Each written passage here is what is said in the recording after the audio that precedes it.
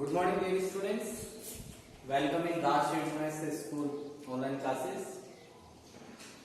So, dear students, as you all know that कल हमने online series start कर दी थी. उसके बाद में हमारा जो फर्स्ट टॉपिक था class 4th English grammar chapter first. कल हमने वर्ड्स पढ़े थे. हमारा टॉपिक है वर्ड्स एंड सेंटेंस. हमने वर्ड्स कंप्लीट किया था. इसमें हमने डिक्शनरी में वर्ड्स को एक दूसरे से क्रम वाइज रखना सीखा था. आज हम इसमें देखेंगे सेंटेंस क्या होता है. इसी का जो सेकंड टॉपिक है वो है सेंटेंस. अब सेंटेंस क्या होता है, सेंटेंस के पार्ट, सब्जेक्ट एंड प्रेडिकेट के बारे में हम पढ़ेंगे. ठीक है, ओके. सबसे पहले सेंटेंस होता क्या है, हम एक बार इसकी डेफिनेशन देख लेते हैं कि सेंटेंस आखिर में है क्या, होता क्या है. A sentence is a group of words. A sentence is a, sentence है क्या है, एक क्या है, ग्रुप ऑफ वर्ड्स, शब्दों का समूह है.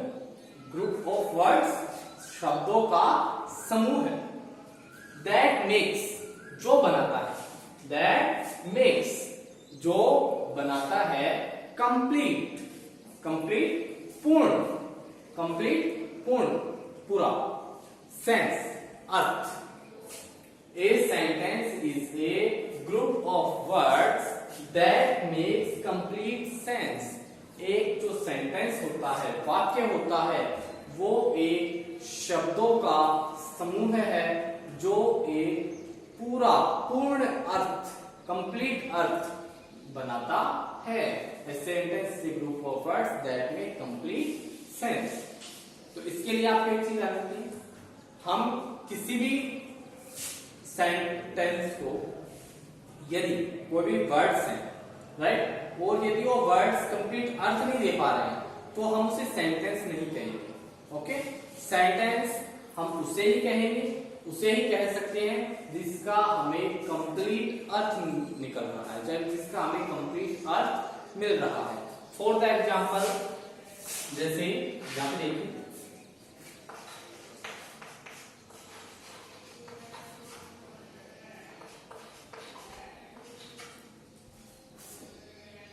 बॉय राम इज ए, इसका कोई अर्थ निकल रहा है, इसका कोई अर्थ नहीं.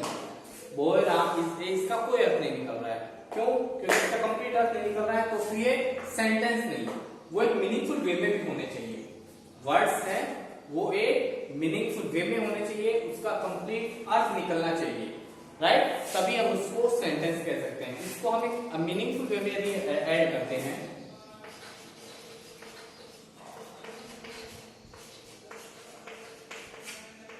Ram is a boy. अब देखिए, अब क्या इसका कोई अर्थ निकल रहा है? यस, इसका अर्थ निकल रहा है Ram is a boy, Ram एक लड़का है. तो ये क्या हो गया, ये इस टाइम पे सेंटेंस है, ये सही है. और ये बॉय राम इज, ये क्या है, नहीं है, ये सेंटेंस नहीं है, ये क्या है, सेंटेंस है. तो सेंटेंस के लिए a sentence is a group of words. Yes, ये वर्ड्स है, राम, बॉय, राम इज, ये क्या है, वर्ड्स हैं. ए लेटर है, बाकी बॉय, राम जो है ये क्या है, वर्ड्स हैं. जब हम वर्ड्स को एक मीनिंगफुल वे में ऐड करते हैं, जोड़ते हैं, तो उससे जो अर्थ निकलता है वो क्या कहलाता है, वो एक सेंटेंस कहलाता है. क्या कहलाता है, सेंटेंस कहलाता है. वो एक सेंटेंस है. तो सेंटेंस के लिए वर्ड्स का एक मीनिंगफुल वे में होना जरूरी है और उनका एक कंप्लीट अर्थ निकलना चाहिए. जब तक उसका कोई अर्थ नहीं निकलेगा हम उसे सेंटेंस नहीं कहते हैं. ऐसा ही हमने वर्ड में भी पढ़ा था, जब उसमें लेटर्स, वर्ड में हमने कल पढ़ा था, जब लेटर होते हैं, लेटर्स ABCD, जब वो एक मीनिंगफुल वे में नहीं हो तो वो वर्ड्स नहीं कह सकते हम उसको. That is not word.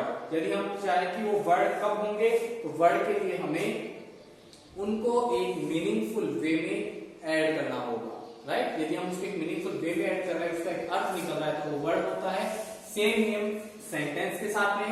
Sentence के लिए जो वर्ड को हम एक मीनिंगफुल वे में ऐड करेंगे, उसका एक अर्थ निकलना चाहिए, कंप्लीट सेंस. तभी हम उसको एक वर्ड सेंटेंस कह सकते हैं। Is it clear? I hope आपको अब तक यहाँ पे एकदम अच्छे से समझ में आ चुका होगा कि सेंटेंस है क्या, राइट? क्योंकि जिस टॉपिक को हम पढ़ने जा रहे हैं हमें पहले उसको पता होना चाहिए कि वो चीज है क्या। ठीक है, अब आगे बढ़ते हैं। A sentence has two parts. Sentence है, उसके दो पार्ट होते हैं। कितने पार्ट होते हैं? दो पार्ट होते हैं। First subject and second predicate. First subject and second predicate. Subject के दो पार्ट होते हैं। फर्स्ट है, पहला वो है सब्जेक्ट, सेकंड है वो है प्रेडिकेट। अब ये देखते हैं सब्जेक्ट क्या है, प्रेडिकेट क्या है, राइट? सब्जेक्ट क्या है, प्रेडिकेट क्या है? सब्जेक्ट को हम देखते हैं आगे।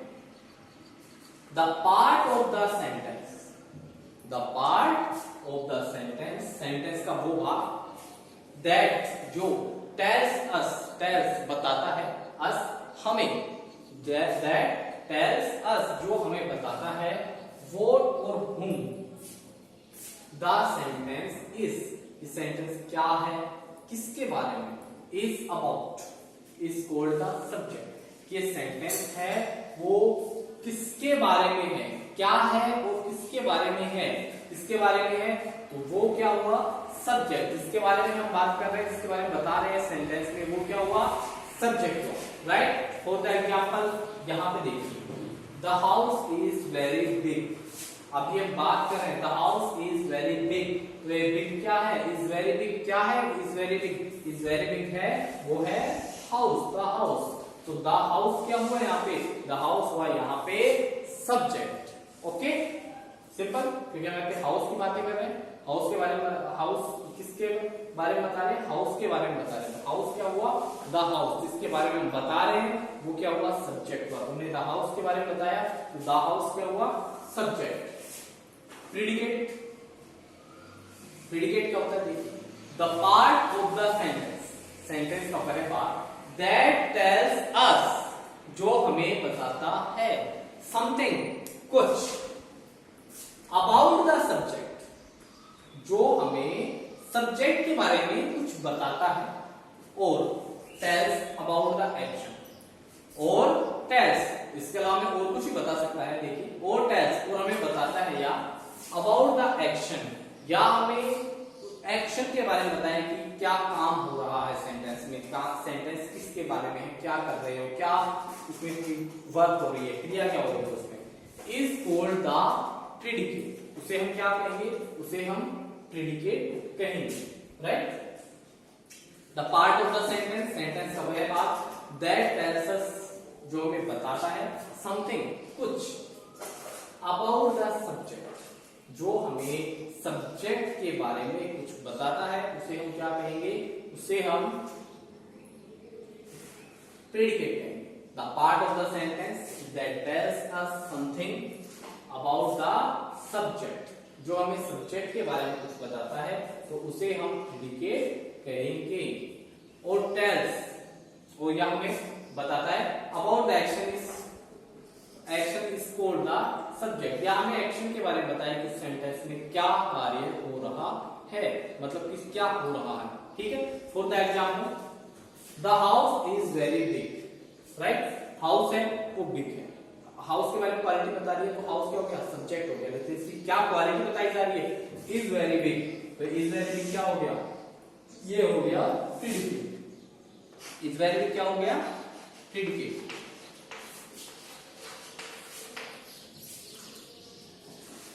द हाउस क्या हो गया, द हाउस हो गया, this is subject, the house subject is very big, predicate, simple.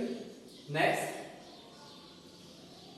इसमें एक बार एग्जाम्पल को देखिए, Sita always listen to music while working. Sita always listens to music while working. Sita हमेशा गाने सुनती है, कब सुनती है, जब वह काम कर रही होती है, व्हाइल वर्किंग, जब वह काम कर रही होती है तो वह म्यूजिक सुनती है, राइट? तो हमें इसमें म्यूजिक कौन सुन रहा है, म्यूजिक कौन सुन रहा है, किसके बारे में बात हो रही है, तो किसके बारे में बात हो रही है, सीता के बारे में बात हो रही है। तो सीता क्या हो गया, सब्जेक्ट, सीता क्या हो गया सब्जेक्ट सिंपल, कोई प्रॉब्लम नहीं है। Next, always listen to music while working. Sita के बारे में क्या बात हो रही है, क्या बताया क्या जा रहा है, सीता के बारे में क्या वर्ब बताई जा रही है कि क्या सीता के द्वारा क्या काम किया जाता है। Sita always listen to music while working. Sita हमेशा म्यूजिक सुनती है जब वह काम करती है। तो ठीक है, तो ये क्या हो गया, always listen to music while working, ये प्रेडिकेट हो गया, right. Always listen to music while working क्या हो गया, प्रेडिकेट हो गया। ओके, आपको यहाँ पे एक चीज और ध्यान देनी है, नोट डाल के मैंने लिखा हुआ अलग से, ध्यान से देखिए। The predicate always include the verb. The predicate always include the verb. Predicate होता है वो हमेशा उसमें वर्ब होती है, ठीक है। सब्जेक्ट में कभी भी वर्ब नहीं होगी।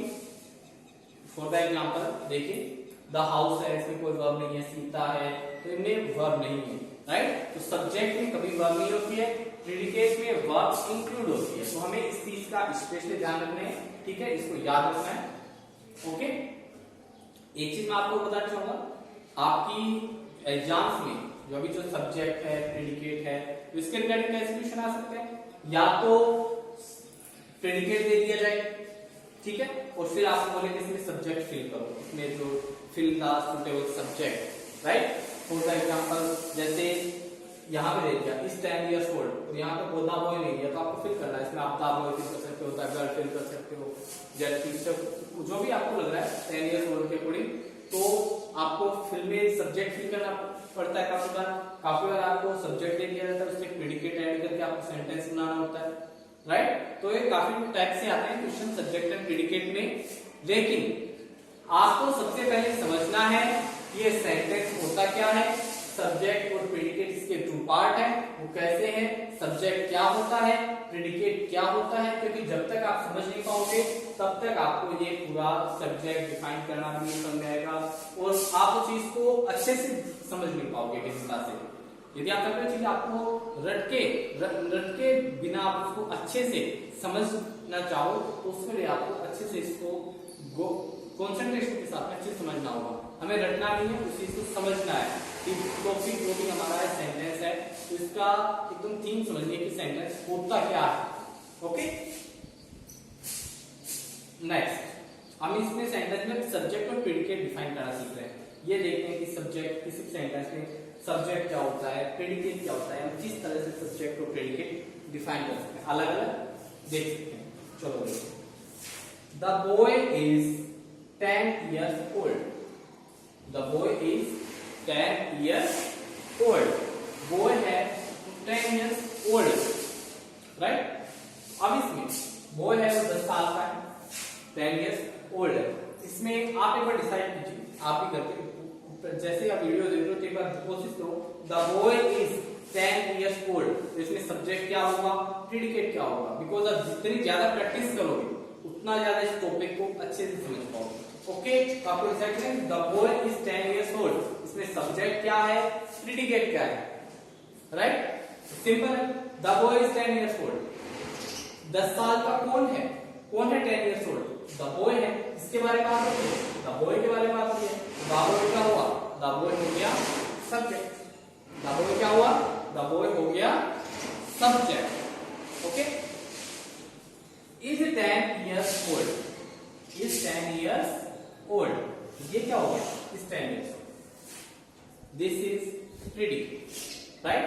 द बॉय है सब्जेक्ट हो चुका है, इज 10 years old, 10 साल का है, 10 साल का कौन है, बॉय है, इज 10 years old, इसके बारे में बात करते हैं।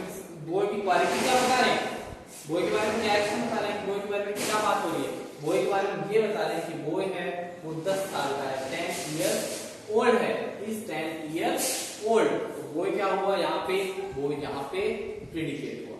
ओके, तुम्हें ध्यान रखना है सब्जेक्ट क्या होता है, प्रेडिकेट क्या होता है। और next sentence, the girls are playing this morning, the girls are playing since this morning. Girls है वो इस सुबह से खेल रही है, राइट। तो अब हम इसमें इस तरह से इसको बनाएंगे। देखो यहाँ पे क्या कर are playing since this morning, the girls are playing since this morning. खेल कौन रहा है? The girls. खेल कौन रहा है? The girls. तो सिंपल है, द गर्ल्स क्या हो गया? सब्जेक्ट हो गया। अब गर्ल्स के बारे में क्या क्वालिटीज बताई जा रही है, मतलब क्या विशेषता है या बता रही है, उसके बारे में क्या बात कही जा रही है कि गर्ल्स क्या कर रही है, उसके बारे में क्या वर्ब बताई जा रही है, क्रिया क्या बताई जा रही है। तो are playing since this morning, girls क्या कर रही है? प्लेइंग कर रही है, खेल रही है। Are playing since this morning, girls है वो इस मॉर्निंग से खेल रही है, राइट। ये इसकी क्वालिटीज होती है, girls are playing since this morning. Okay, इसके अकॉर्डिंग हमें डिसाइड करना होता है कि सब्जेक्ट क्या होता है, प्रेडिकेट क्या होता है। एकदम इजी है, इसमें कुछ भी ज्यादा हार्ड नहीं है, आपको एकदम अच्छे से समझना है कि सब्जेक्ट क्या होता है, प्रेडिकेट क्या होता है। ओके।